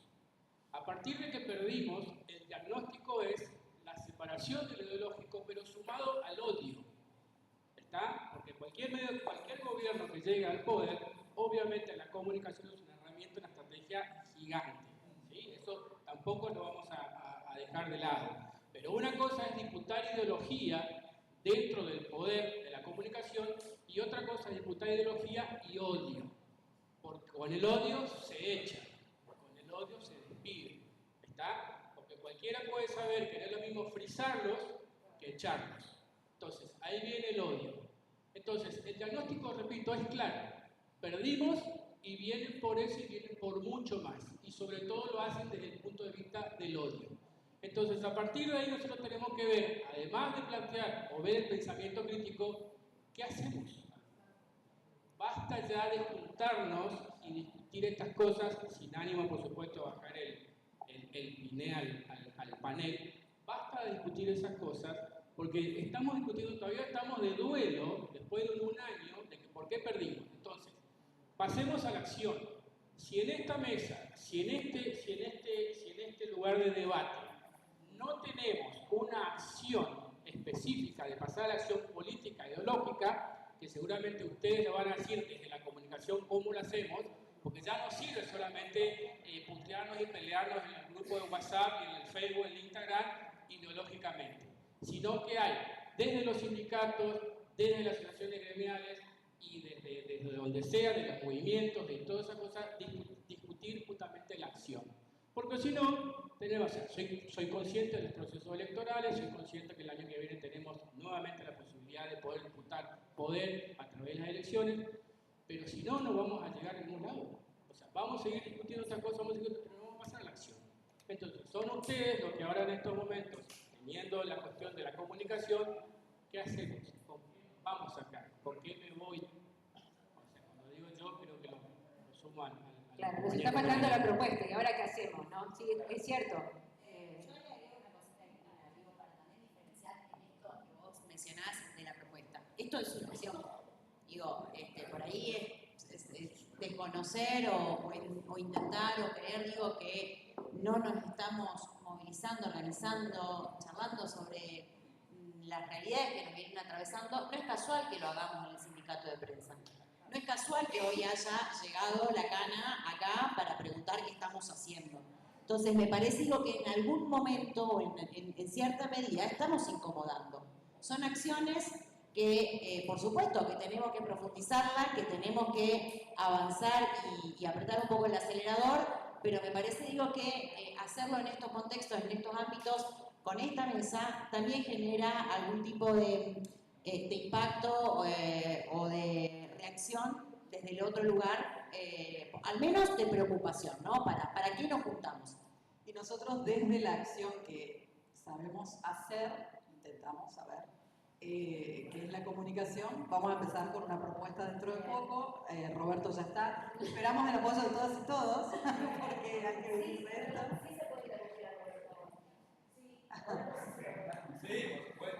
Bueno, un último aporte que quería hacer era con el tema de la autocensura, que me decía, bueno, pasa un gobierno censurador, y bueno, volvemos a la normalidad. No, quedan rastros, ¿no? Pensaba las políticas que implementaba el gobernador Ángel Rosas a través de Carlos Carosini con la persecución y la no pregunta en las conferencias de prensa, que continuó, después terminó ese gobierno y quedó instalado, grabado el temor de los medios, no sé, los reporteros, y no se preguntan las conversaciones. Está todo muy lindo, ¿no? Se están yendo al interior, ¿no? Qué bueno lo que inauguraron, ¿no? Entonces le pasa el micrófono. Bueno, esos son los rastros que fueron quedando de la autocensura. No quiero perder el trabajo porque se perdía el trabajo también. Entonces no quiero perder el trabajo, no quiero que me llame la atención, no quiero tener problemas, entonces más vale no pregunto, ¿no? Porque, digo, hablando de los datos. No, ¿puedo contar algo en relación a lo que dice Cristina? A mí me tocó asistir a varias conferencias de prensa cuando recién vine. Yo soy un poco de Chaco y un poco de Buenos Aires. Un poco de Chaco porque nací en Buenos Aires, pero me crié, hice la primaria, el secundario en La Escondida. Bien del interior, en un pueblito chiquitito. Y es mi pueblo, parte de mi pueblo. Si bien yo nací en Quilmes, viví hasta los 8 años ahí. Después, a los 18, vuelvo a Buenos Aires. 20 años después, un poco más, vuelvo, me instalo en Resistencia y empecé a ir a las conferencias de prensa. De Capitanich, 2010 vine Capitanich, gobernador. Y yo me iba a las conferencias a preguntar. A tal punto que llegó un momento ya en Radio Provincia, entré bajo la gestión de Domingo Pepo, me crucé con Capitanich, que yo iba a la conferencia a preguntar la pregunta que había que preguntar. Y Capitanich me dijo al aire, Roberto, no, Espinosa, usted tiene una animadversión para conmigo, una animadversión personal, utilizó esa palabra. No, y le digo, no, al contrario, le digo, intendente, en ese entonces era intendente de Resistencia, al contrario, tengo un respeto por su trayectoria política, por su carrera política. Capitanich se da cuenta, reacciona, todo está al aire, reacciona y dice, no, yo también tengo un gran respeto por usted como periodista, bla, bla, bla. Fernando Pedrini, mi compañero en ese entonces del programa, dice al aire también, qué par de mentirosos los dos. Pero estaba bueno, como anécdota estaba bueno. Entonces la pregunta, creo que está bueno como periodista preguntar. Yo comparto con la señora que decía que a Cristina, por ejemplo, la echaron por preguntar. Pero no es una percepción mía. La echaron por preguntar en serio, porque había Corrillo cuando yo trabajaba ahí, dice, no, ¿cómo le va a preguntar esto? ¿Cómo le va a preguntar a esto? Ella estaba al aire, yo estaba trabajando en edición y escuchaba, ¿no?, todas estas cuestiones que Cristina también lo sabía. La echaron por preguntar. El hecho de preguntar muchas veces molesta, y molesta más. Es más, yo creo que Esdero también me termina echando por preguntar, porque cada vez que iba Esdero al canal, en la anterior gestión, yo preguntaba. Y eso sin duda lo molestaba. De hecho lo dijo, le dijo una productora de Radio Provincia en ese entonces, bueno, sigue siendo, pero bueno, Chaco Debate era el programa, y le dijo explícitamente no. Si vuelve a estar Roberto Espinosa, yo prefiero no estar porque me incomoda, siento que me ataca en lugar de preguntar. Y no fue más. Es de él. Eso está en el juicio, va a testificar la productora. Guadalupe, muchos la conocen. Bueno, me toca hablar o referenciar algo que todo el mundo lo sabe, que tiene que ver con el condicionamiento de la pauta publicitaria estatal en la editorial periodística. Ahí, un poquito más chico puede ser. Bueno, no se ve el total. Ahí está lo que lleva gastado el gobierno de Leandro Esdero hasta ahora, por lo menos que se sepa, en concepto de pauta publicitaria estatal. Ahí está la cifra, esa es en negrito. No, la cifra es más de 4.000 millones de pesos. Claro, solo de papo, esto lo extrajimos de la Tesorería General de la provincia. Ahí está. 4.057 millones, casi 4.058 millones de pesos. Aproximadamente se puede construir, claro, 9 meses. Ya le falta poco para los 5.000 millones de pesos que tiene a disponibilidad, como contaba Cristian. El problema es, hay una frase que decía Rodolfo Walsh, utópica, pero que grafica por ahí cuál era el rumbo, la brújula del periodismo. Él decía, el periodista o el periodismo debe ser libre, caso contrario es una farsa. ¿Tenemos libertad o no tenemos libertad? Si no tenemos libertad, somos una farsa, evidentemente. Ojo, esto corre no solamente para la actual gestión, no solamente en Chaco, sino a nivel nacional también. Vamos al siguiente.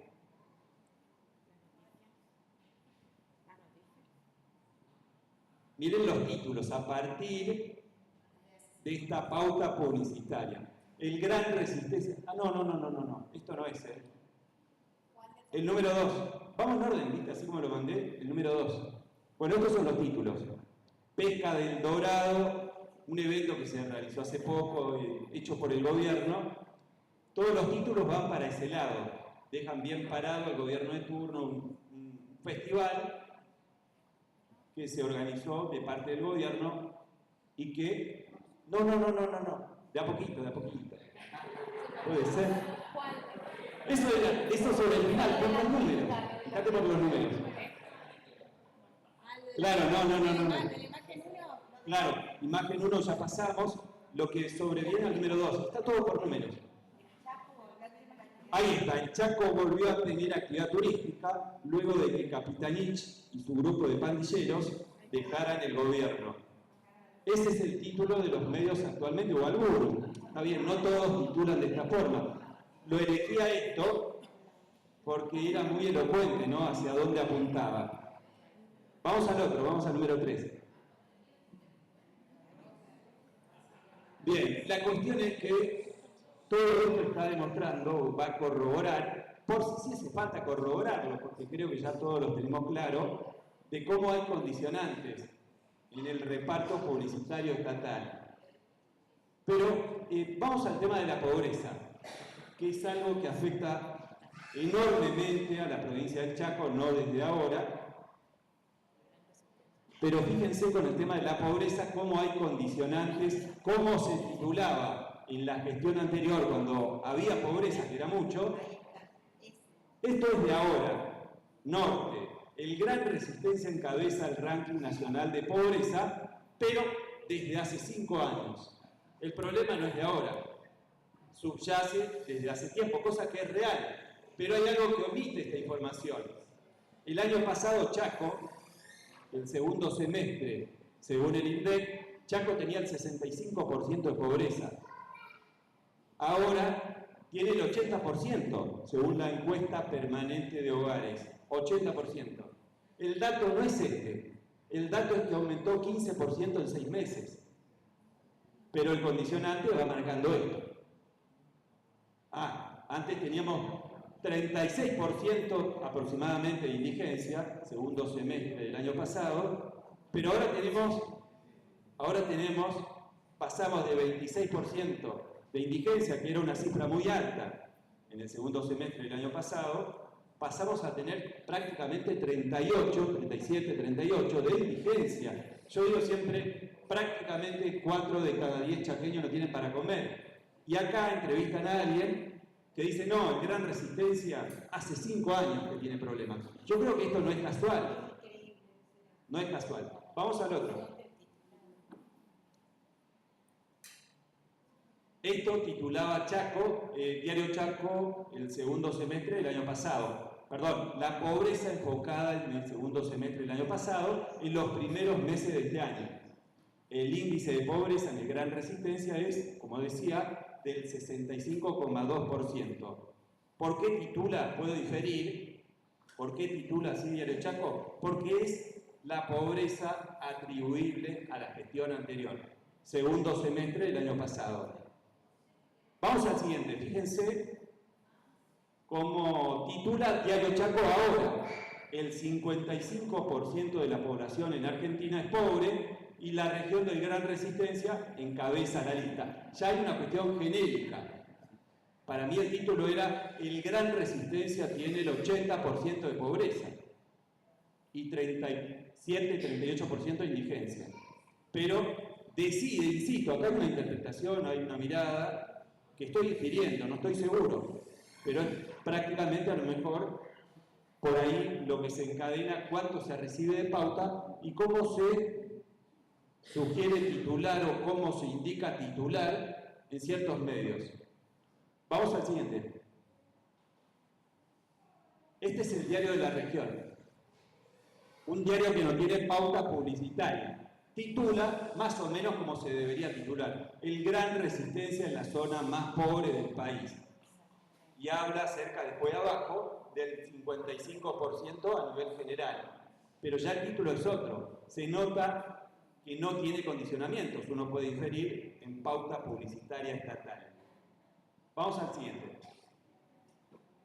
No, esto es lo anterior. Sí, claro, por favor. Con respecto a la falta de condicionamiento con la distribución de la pauta, Recico había dicho, se jactaba de haberle cortado la pauta a los medios más pequeños porque copiaban y pegaban. Él dijo que la casera no tenía producciones propias, ¿no? Y lo que ahora está haciendo el canal público, que es, tiene producción propia o copia y pega lo que hacen dos periodistas grandes. Esto es algo que me lo hicieron ver en algún momento y me parece que está bueno también porque el Diario de la Región, que es una cooperativa que hay varias familias intentando vivir del periodismo, estaban peleando una pauta que no sé si lograron. Interesante.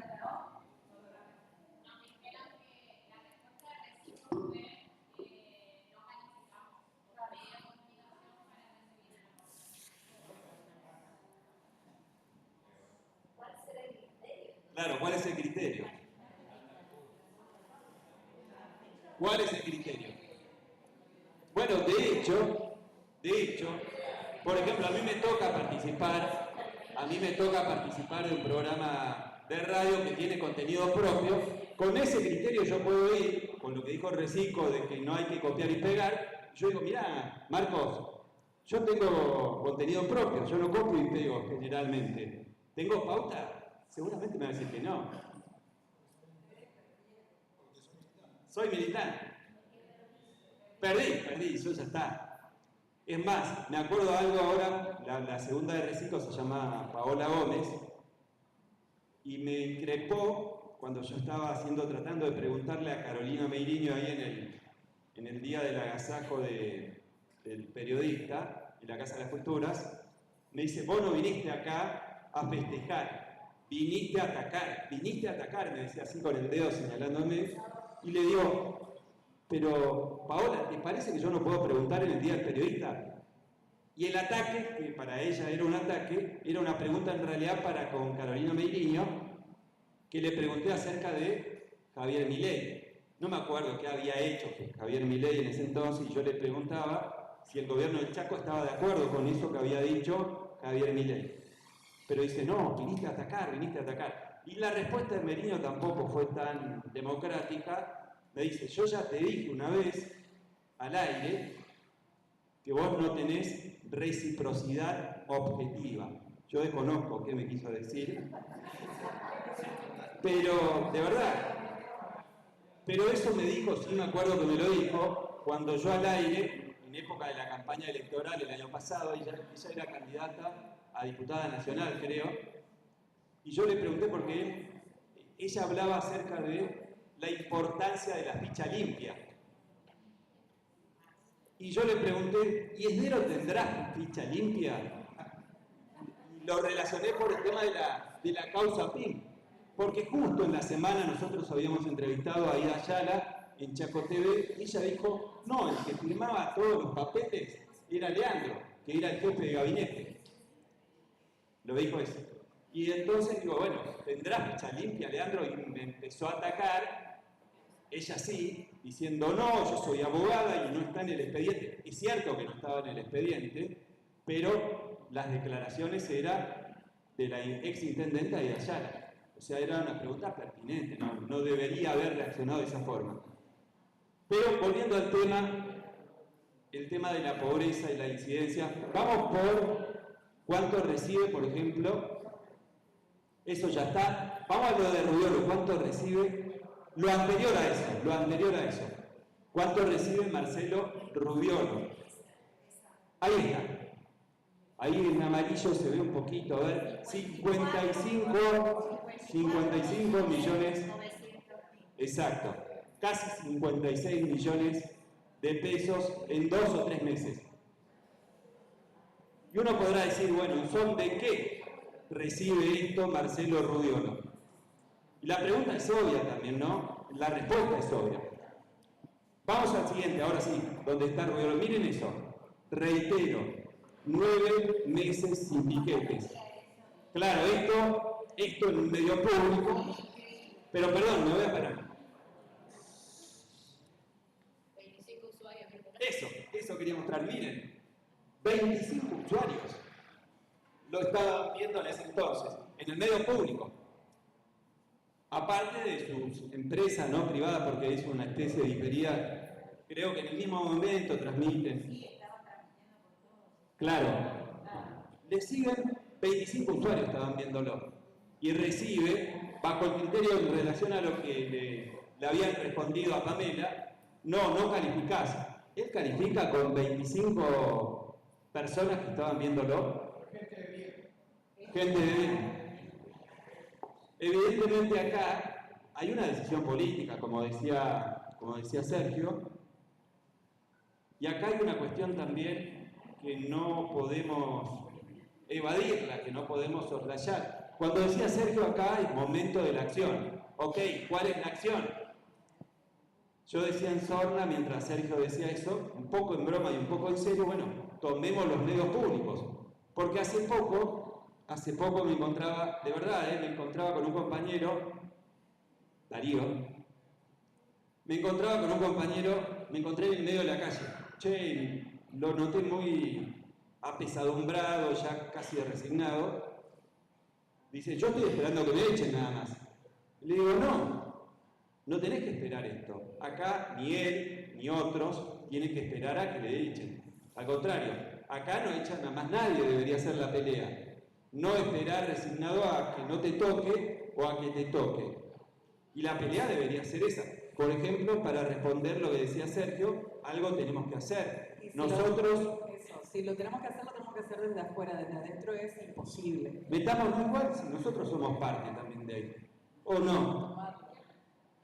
¿Por qué nos van a echar? Este señor que 25 personas lo estaban viendo es el mismo que también instalaba en entrevistas durante la campaña electoral, incluso también en sus editoriales tan particulares, instalaba la idea de que los sueldos que percibíamos en los medios públicos eran competencia desleal en términos de él, no estoy inventando ni exagerando, era competencia desleal para los empresarios de la comunicación, porque ellos no podían pagar y habían dicho y se llevaron a los mejores, en técnicos, en comunicadores, todos se suponía que Chaco TV tenía los mejores porque podían pagar y ellos se sentían en desigualdad de condiciones. Entonces lo que evidentemente se arregló, porque es lo que está pasando, o por lo menos yo me permito pensar eso, porque esto era en campaña electoral, conveniaron, consensuaron en empezar a equiparar para abajo, echar a los que estábamos ganando un sueldo digno y tomar gente por 200 o 300 mil pesos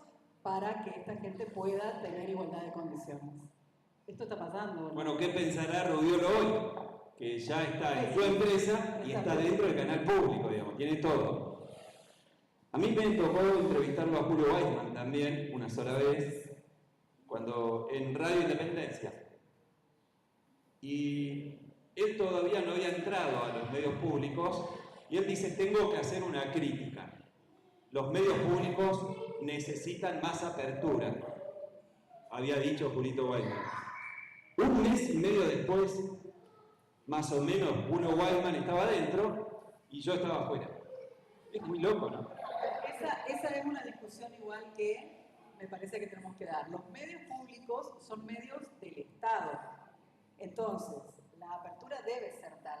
Lo que fue en algún momento Canal 7 debe pasar según el partido político que haya, cualquiera sea, tiene que también tener participación la oposición. Y claramente también mostrar las acciones de gobierno, que es uno de los objetivos. Pero esa apertura debió existir, porque si no pasa esto, él, o quien fuera, pudo haber sido otro, pero bajo el amparo de la democratización de la información vienen estos dos tipos que se siguen llenando de dinero y que siguen explotando a los trabajadores que hacen, a los obreros, básicamente. No, claro. Yo quiero hacer una cosa. Los medios públicos nacionales tienen la misma constitución que tienen los medios públicos. Esto es, tampoco son trabajadores estatales, ellos no están sindicalizados en ATE, en UCN, no tienen exactamente la misma constitución.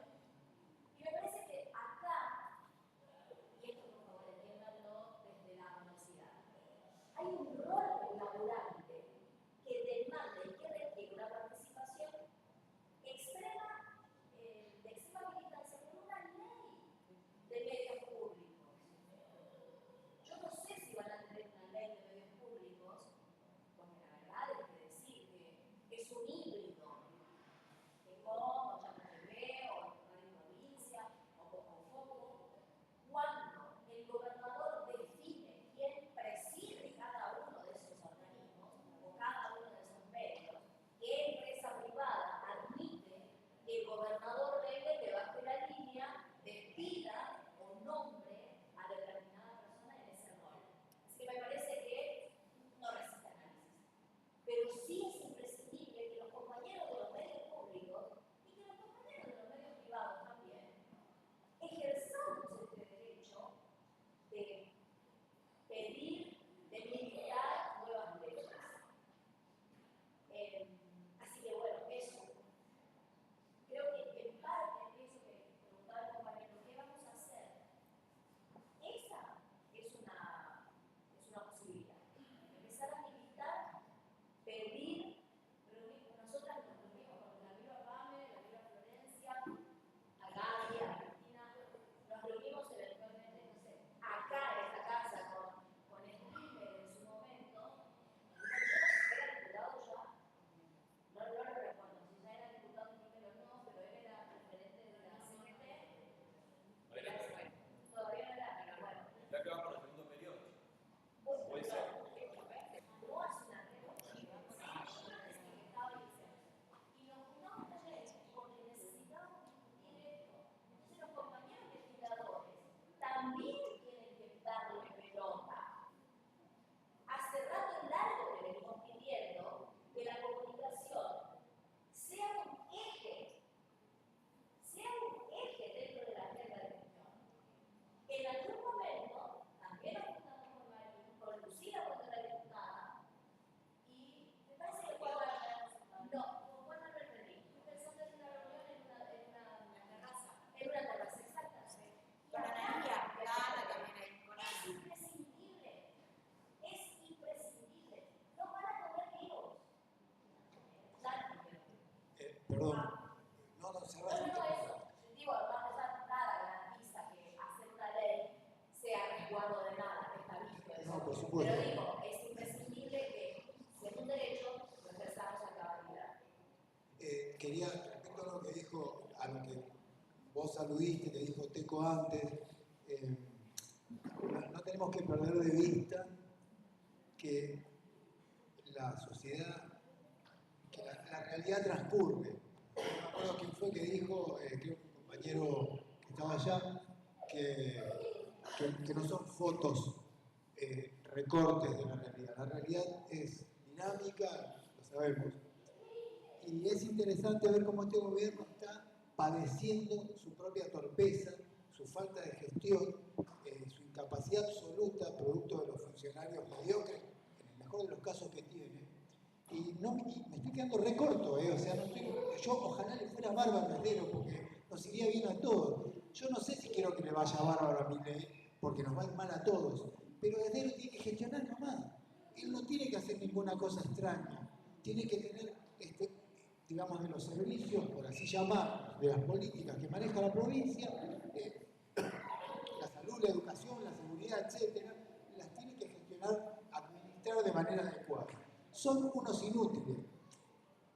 Volviendo al tema de la comunicación y esta especie de llanto que por ahí nos arrastra un poco cuando no, porque hay que luchar y demás, no, lo digo con cariño y con respeto, ¿verdad? están desesperados, están mostrando la hilacha. Lo que pasó el lunes, yo quiero insistir en esto porque hay que entender la gravedad política que tiene esto. El hecho de que toda esta guita que estuvo diciendo Roberto se haya volcado para tratar de convencer a la sociedad chaqueña de algo que evidentemente no funcionó, ni siquiera funciona el sistema porque sería 20 personas mirándolo a Rubioló, está realmente mal, que tenga que salir el gobernador a hacer las declaraciones que hizo en un streaming, es patético. ¿Esto qué quiere decir? Que están desesperados, están asustados porque no tienen plan B, no tienen plan B y esto solo va a empeorar.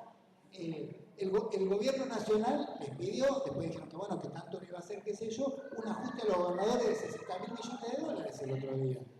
¿Qué va a ajustar el DNU? ¿Qué va a ajustar? Entonces, esto tiene la verdadera bomba de mecha corta, son ellos.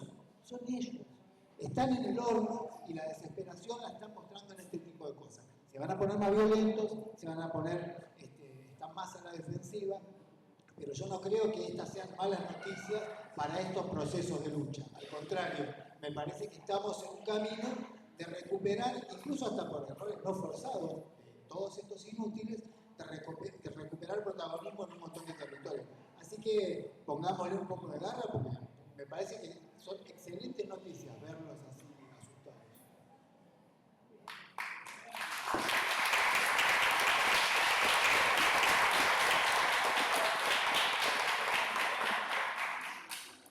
Bueno, ¿qué hacemos? ¿Vamos a hacer ya? ¿Vamos a plantear cuáles van a ser los principales puntos de la futura ley de medios en Chaco o no? Por favor, hay que arrancar. No, de verdad, yo creo que hay que arrancar. Porque basta de retórica, basta, como decía Cristian, de por ahí dilatar la cuestión, sino directamente comenzar a la acción. Pero la acción bien entendida, ¿no? Yo creo que hay manera, por más allá de la adversidad política de ahora, en donde tienen mayoría, en donde el discurso por ahí mayoritario va para otro lado, creo que podemos empezar a sembrar la semillita desde ya, con el tema de la ley de medios públicos incluidos, etcétera, etcétera, etcétera. ¿Por qué? Porque, por ejemplo, hay medios, eso me lo contaban el año pasado también pasaba, y que sigue pasando ahora. Hay alguien que facturaba por un diario digital, una sola persona, no facturaba solamente por un diario digital solamente, facturaba por 6 o por 7. Y esto pasaba, y pasa. Esto no debería pasar. Por ejemplo, con el tema de la ley de pautas que podría estar incluido, para mi gusto, dentro de la ley de medios o dentro de la ley de medios públicos también. Tiene que ser un combo, porque una cosa está atada o vinculada con la otra, ¿no? Se podría hacer, ¿no? No puede estar una cosa... ¿Son compatibles?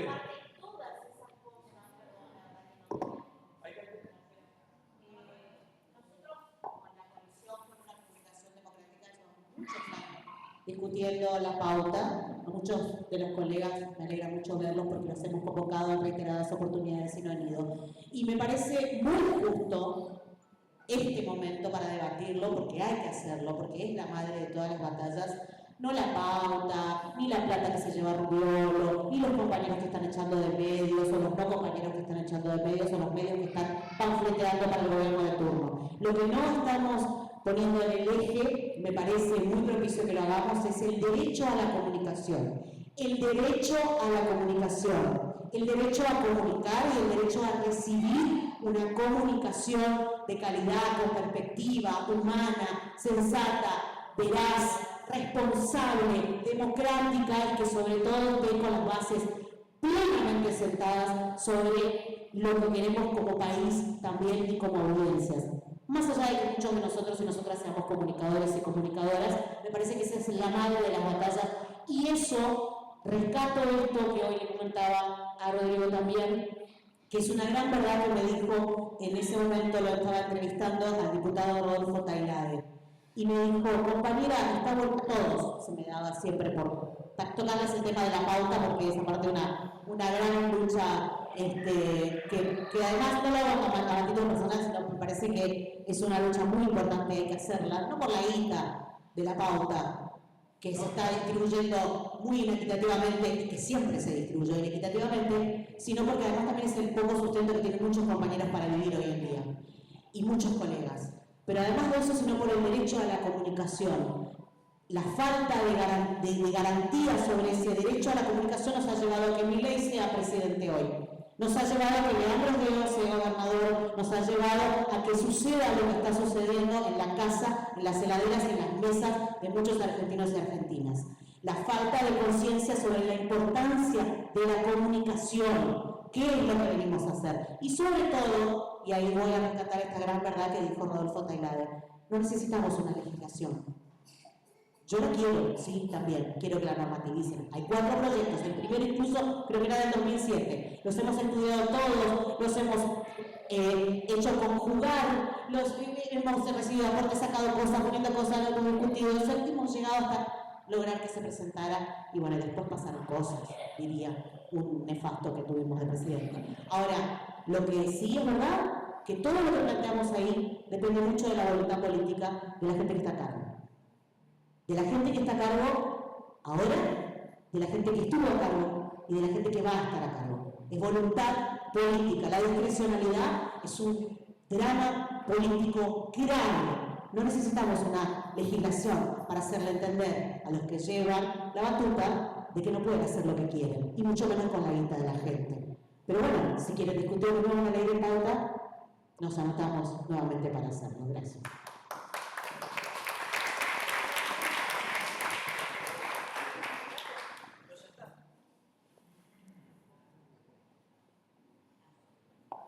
A lo mejor no necesitemos una legislación, pero claramente el debate parlamentario es una caja de resonancia que me parece que podríamos utilizar con cierto beneficio. Nada, era simplemente aportar que no nos olvidemos de la radio, porque venimos a... Está bien que hablemos de los medios gráficos, está bien que hablemos de la televisión, pero pasa algo con la radio también y es muy significativo y viene pasando y viene destruyendo mucho también la producción local que se hace a través de ese formato. No digo por experiencia, sino porque me pasó. Con unos socios teníamos una radio con 17 horas ininterrumpidas de producción local, se llamaba Radio Planeta, comenzaba a las 6 de la mañana y terminaba a las 11 de la noche. En esa radio teníamos el único programa que había con perspectiva de género, que se llamaba Punto G, el único programa de cultura indígena que había, que lo conducía Aleco Zamora con otros compañeros de distintas comunidades.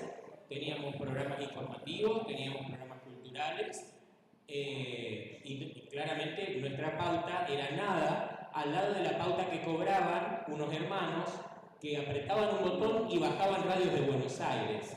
Esas radios que todavía subsisten no generaban absolutamente nada, no generaban contenido local, no lo generan todavía, a excepción de alguna por ahí, pero son radios que bajan, además en una competencia absolutamente desleal, bajan radios de Buenos Aires que además ya tienen pautada la publicidad. Si vos le querés vender a alguna cadena, querés venderle a Carrefour una publicidad, Carrefour te dice, no, yo la pauté en esas radios, que son Radio Mitre, Radio Rivadavia, Radio la 10, la 100, la 11, la 50, todas las radios de Buenos Aires, que además son contenidos que a nosotros no nos representan, porque no sé qué dirán el resto del auditorio, pero yo la verdad es que tengo muy poco interés en saber de los baches de la avenida Santa Fe en Buenos Aires, o de saber si está lloviendo o nevando en alguna parte del país, y no acá, ¿no? Entonces, tomo la posta tuya, Roberto, que me parece interesantísima. Empecemos a discutir, después si sale la ley, no sale la ley, por lo menos a empezar a hacer ruido, pero no nos olvidemos de este ángulo también, porque si bien es cierto que la pauta acá se concentra en 2 o 3 periodistas y en 2 o 3 medios específicos, también está esta otra problemática que destruye fuentes de trabajo locales y que además nos impide a nosotros escuchar en el taxi Radio Libertad, Radio Natagalá, porque los taxistas, porque los vecinos, los comercios, los restaurantes, los bares, están todos con los productos de Buenos Aires que claramente generan una desventaja también, porque nosotros tenemos guita para un movilero y los tipos tienen 7 móviles 4 productores, 3 conductores, 2 columnistas, 10 columnistas. Bueno, me parece que no hace falta que siga explicitando esto, ¿no? Entonces, quería hacer ese otro aporte nada más para que avancemos también en ese ángulo. Gracias.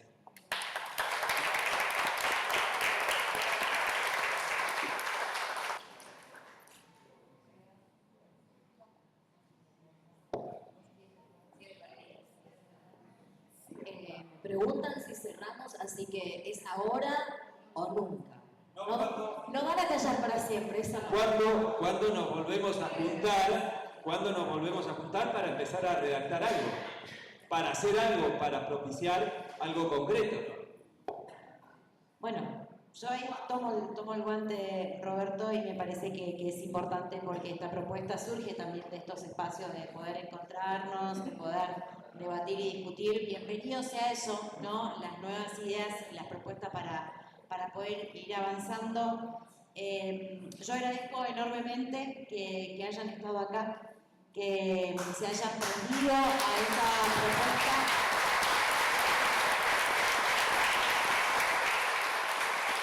Valoro mucho porque hay que ser valientes también en estos tiempos para decir cosas que comúnmente no se sostienen y no se dicen.